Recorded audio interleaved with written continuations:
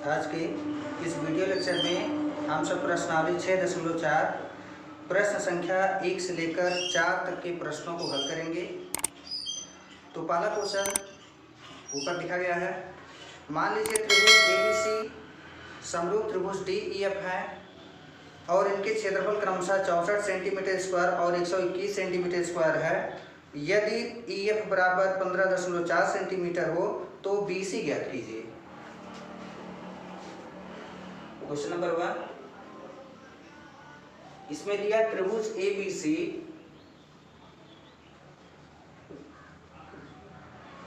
समरूप त्रिभुज DEF एक ज्ञात है।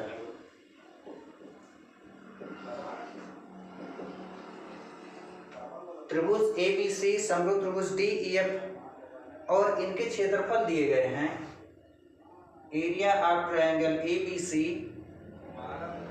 Is equal to 64 centimetre square और दूसरे त्रिभुज की एरिया दिया गया है 121 सेंटीमीटर स्क्वायर और साथ ही साथ दिया है EF बराबर 15.4 सेंटीमीटर।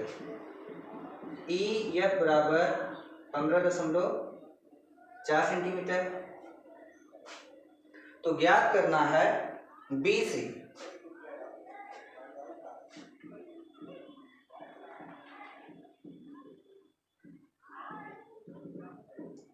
ज्ञात करना है भुजा BC। भुजा BC क्या होगी, उसी को ज्ञात करना है।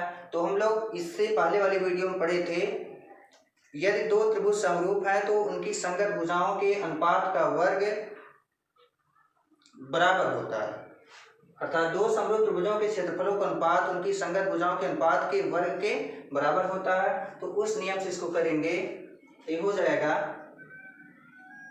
Area of triangle ABC upon area of triangle DEF बराबर हो जाएगा, एक छोटा चित्र बना लेते हैं, त्रिभुज ABC और त्रिभुज DEF।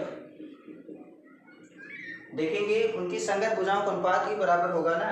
तो ABC की भुजा EF 15.4 है, EF देख रहे हैं ए वाली भुजा है, और BC देख रहे हैं ए वाली भुजा है। इसका मतलब उनकी संगत भुजाएं हैं। तो ये हो जाएगा BC अपान EF का होल वर्ग और ABC का क्षेत्रफल दिया है 64 सेंटीमीटर स्क्वायर और 121 बराबर ही हो जाएगा BC का वर्ग अपान BC अपान EF। वर्गमूल लेंगे, दोनों पक्ष वर्गमूल लेंगे तो हो जाएगा ये 64 का वर्गमूल होगा 8, 121 का होगा 11 बराबर।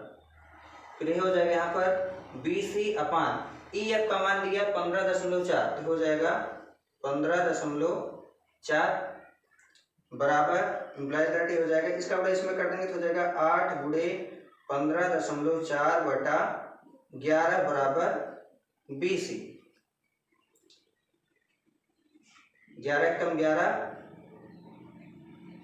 11 चौक 44, 1.4 आया। अब 1.4 की गुणा 8 में करेंगे तो हो जाएगा 8 चौक 32 के 2 हासिल 3, 8 एकम 8 3 11। भुजा BC का मान आ गया 11.2 सेंटीमीटर। ये आंसर हो जाएगा। अब क्वेश्चन नंबर 2 दिया है ऊपर, एक समलंब ABCD जिसमें AB समांतर DC है के विकर्ण परस्पर बिंदु O पर प्रतिच्छेद करते हैं। यदि AB बराबर 2CD तो त्रिभुजों AOB और COD के क्षेत्रफलों का अनुपात ज्ञात कीजिए।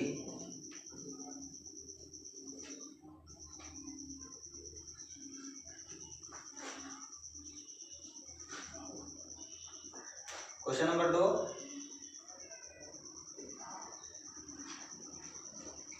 एक समलंब दिया है ABCD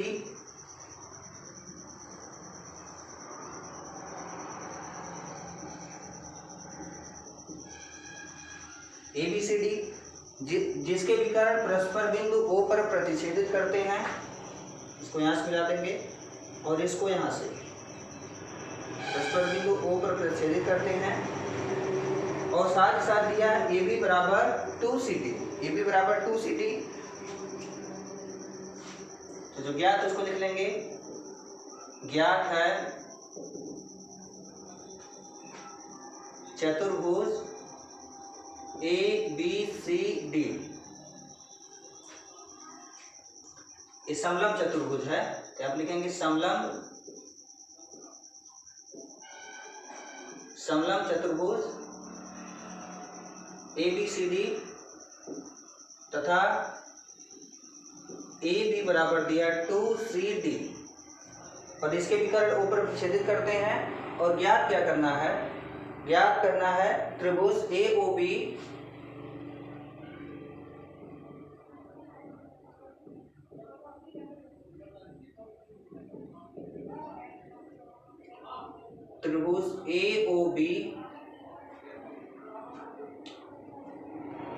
और त्रिभुज COD,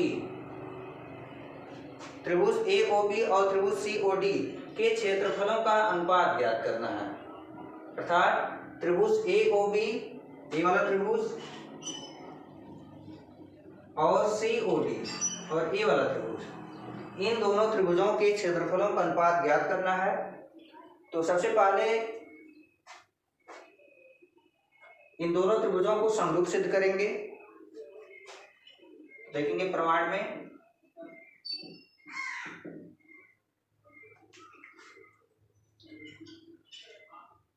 प्रमाण में देखेंगे DC, क्योंकि DC समांतर AB है, DC समांतर AB मतलब इसका मतलब भुजा D समांतर AB है, तो कोण A वाला इसका नाम कर देते हैं 1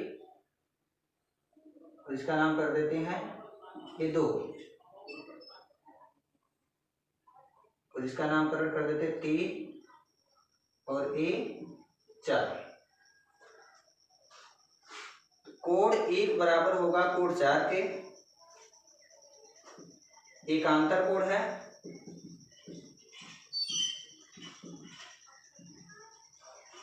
और कोण 2 बराबर होगा कोण 3 के, यह भी एकांतर कोण है।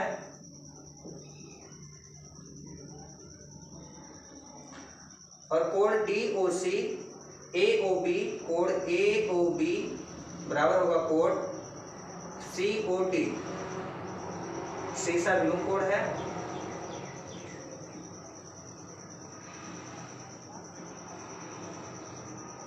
तीन कोण बराबर हो गए तो एंगल एंगल एंगल समरूपता कसौटी थी, इसलिए एंगल एंगल एंगल समरूपता कसौटी से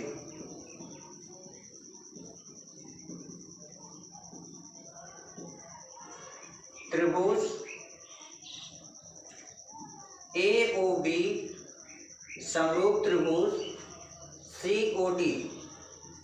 अब दोनों त्रिभुज समरूप हो गए हैं तो इनके क्षेत्रफलों का अनुपात इनकी संगत भुजाओं के अनुपात के वर्ग के बराबर होगा।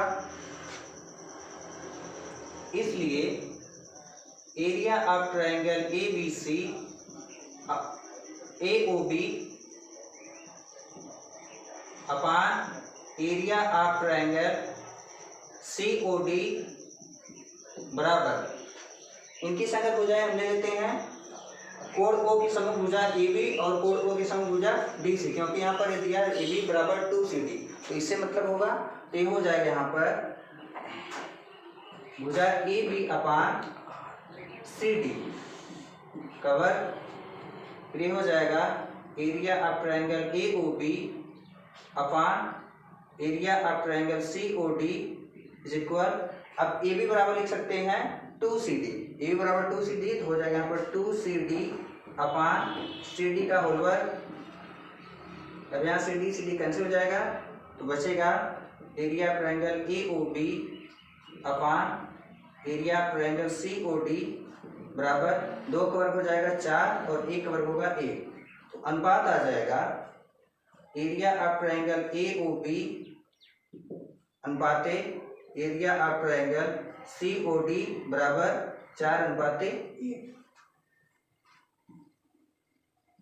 आंसर हो जाएगा 4:1।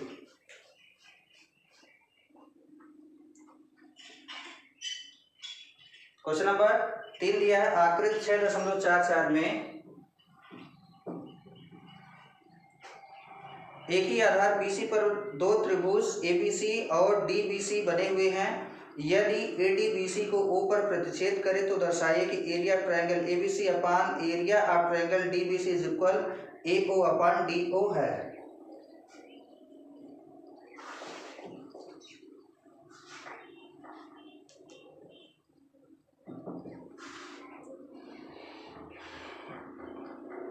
क्वेश्चन नंबर 3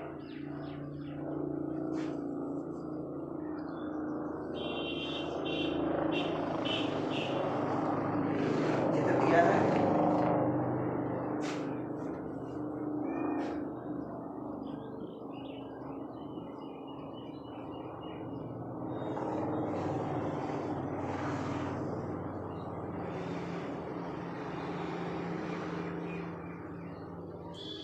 ज्ञात है चतुर्भुज ABDC, चतुर्भुज ABDC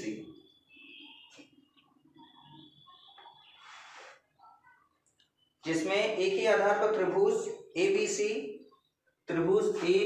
और त्रिभुज CBD DBC या CBD दोनों बात एक ही है।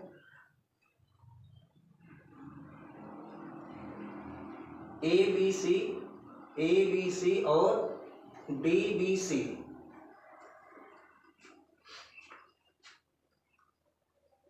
यदि ADBC को O पर प्रतिच्छेद करे तो दर्शाइए, और सिद्ध करना है एरिया ABC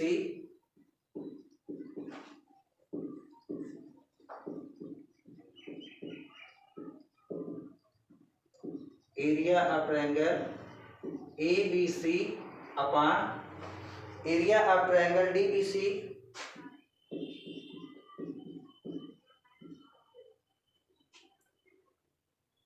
बराबर AO अपान DO, इतना सिद्ध करना है। अर्थात त्रिभुज ABC और त्रिभुज DBC के क्षेत्रफलों का अनुपात AO अपान DO के बराबर सिद्ध करना है।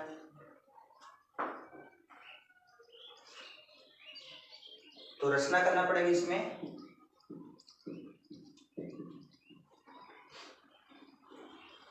हम शीर्ष A से भुजा BC पर एक लंब खींचेंगे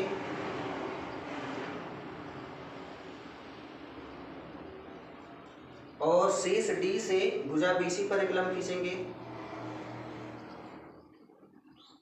मान लेते हैं शीर्ष A से खींचा गया लंब AM है और शीर्ष D से खींचा गया लंब DN है।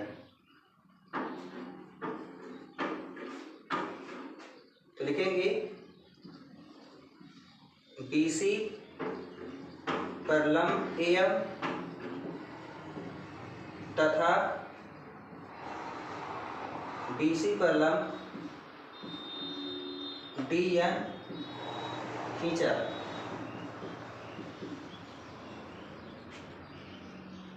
तो प्रमाण देखेंगे इसका। त्रिभुज AMO और त्रिभुज DNO में, त्रिभुज AMO व त्रिभुज DNO में कोण M बराबर कोण N होगा। कोण M बराबर कोण N प्रत्येक 90 अंश के होंगे और कोण AOM बराबर कोण DON, कोण AOM बराबर कोण DON। इसका कारण लिखेंगे, शीर्षाभिमुख कोण है, ये वाला कोण इस वाले कोण के बराबर होगा, शीर्षाभिमुख कोण है।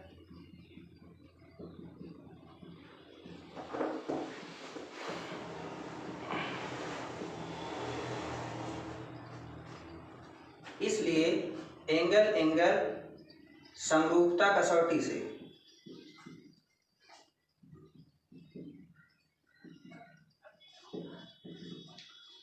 त्रिभुज AMO समरूप त्रिभुज DNO, दोनों त्रिभुज समरूप हो गया। अब दोनों त्रिभुज समरूप हो गया तो इसकी संगत भुजाएं समानुपाती होंगी, तो हो जाएगा AM upon DN is equal AO upon DO। इसको समीकरण 1 मानेंगे। फिर पुनः देखेंगे त्रिभुज, अगर हम एरिया ABC ज्ञात करना है तो एरिया ABC का क्षेत्रफल होगा 1/2 गुणे BC गुणे AF, मतलब कि आधार गुणे लंब बटा 2 हो जाएगा। यहाँ से area of triangle ABC is equal 1/2 into आधार इसका है BC, हो जाएगा BC इंटू लंब क्या है AM का, AM, इसको समीकरण 2 मान लेंगे। इसी प्रकार से हो जाएगा एरिया DBC का क्षेत्रफल जब ज्ञात करेंगे तो हो जाएगा BC आधार है 1/2 गुणे BC गुणे DN होगा, इसको समीकरण 3 मान लेंगे। अब समीकरण 2 में समीकरण 3 से भाग देंगे तो हो जाएगा समीकरण 2/3 करेंगे तो हो जाएगा area triangle ABC upon area triangle DBC is equal, अब 1/2 कट जाएगा, BC कट जाएगा, बचे क्या AM upon DN, AM upon DN।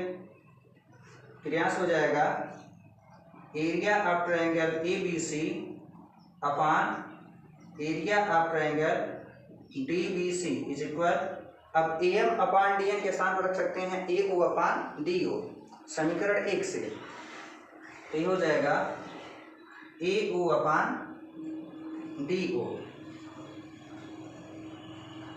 समीकरण 1 से। ये सिद्ध करना था।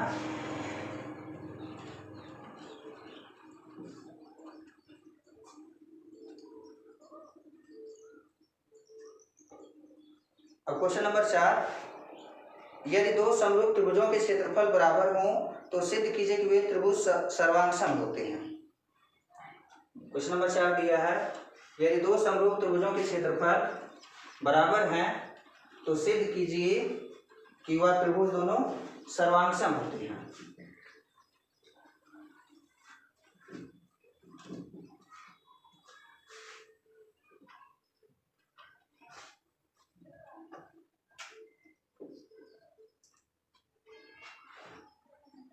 ज्ञात है, मान लेते हैं दो त्रिभुज ABC और PQR हैं। त्रिभुज ABC और PQR, और दोनों त्रिभुज क्या समरूप हैं, समरूप हैं और साथ ही साथ इनके क्षेत्रफल क्या है बराबर दिए गए हैं, एवं एरिया ऑफ ट्रायंगल ABC बराबर एरिया ऑफ ट्रायंगल PQR समरूप हैं और उनके क्षेत्रफल बराबर दिए गए हैं। तो दो त्रिभुज बना लेते हैं, एक त्रिभुज ABC और दूसरा त्रिभुज PQR। अब दोनों त्रिभुज समरूप हैं, समरूप के साथ साथ उनके क्षेत्रफल भी बराबर दिए गए हैं, तो समरूप है तो उनकी संगत भुजाएं समानुपाती होंगी, या कह सकते हैं AB अपान PQ बराबर BC अपान QR बराबर AC अपान PR। इसको समीकरण 1 मान लेंगे। इतना ज्ञात है इस क्वेश्चन में, और सिद्ध करना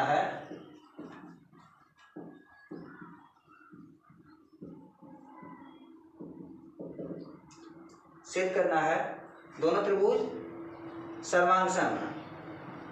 त्रिभुज ABC सर्वांगसम त्रिभुज PQR। त्रिभुज सर्वांगसम तभी होंगे जब उनकी संगत भुजाएं आपस में क्या हो, बराबर हो। तो हम जानते हैं कि अगर दो त्रिभुज समरूप हैं तो उनके क्षेत्रफलों का अनुपात उनकी संगत भुजाओं के अनुपात के वर्ग के बराबर होता है। तो नियम लगा देंगे। प्रमाण, area of triangle ABC upon area of triangle PQR बराबर क्या होगा, उनकी संगत भुजाओं के अनुपात के वर्ग के बराबर होगा। हो जाएगा AB अपॉन PQ का होल वर्ग बराबर BC अपॉन QR का होल वर्ग बराबर हो जाएगा AC अपॉन PR का होल वर्ग। प्रमेय से अब इसका क्षेत्रफल बराबर दिया है यहाँ पर, area of triangle ABC is equal area of triangle PQR। तो हो जाएगा area of triangle ABC upon area of triangle, अब PQR के स्थान पर रख सकते हैं एरिया ऑफ ट्रायंगल ABC। हो जाएगा ABC is equal AB upon PQ का वर्ग बराबर BC अपॉन QR का होल वर्ग बराबर AC अपॉन PR का होल वर्ग होगा। कट जाएगा, इसका मान आ जाएगा 1, तो बराबर हो जाएगा। अब इन सबको अलग अलग 1 के बराबर कर देंगे तो हो जाएगा AB अपॉन PQ का होल वर्ग बराबर 1, फिर BC अपॉन QR का होल वर्ग बराबर 1 होगा, फिर AC अपॉन PR का होल वर्ग बराबर 1 होगा। दोनों पक्षों को वर्गमूल लेंगे तो हो जाएगा ये AB अपॉन PQ बराबर 1, या इसको लिख सकते हैं AB बराबर PQ। फिर इसी प्रकार इसको लिखेंगे तो हो जाएगा BC अपॉन QR बराबर 1, फिर BC बराबर हो जाएगा QR। फिर इसको लिखेंगे AC अपॉन PR बराबर 1, AC बराबर हो जाएगा PR। हम देख रहे हैं उनकी संगत भुजाएं बराबर हैं, तो साइड साइड साइड सर्वांग समता नियम से, इसलिए साइड साइड साइड सर्वांग समता नियम से त्रिभुज ABC सर्वांगसम त्रिभुज PQR इतना सिद्ध करना था, ये सिद्ध हो गया। अगले दिन हम क्वेश्चन नंबर 5 से लेकर 7 तक के प्रश्नों को हल करेंगे। आज के लिए इतना ही।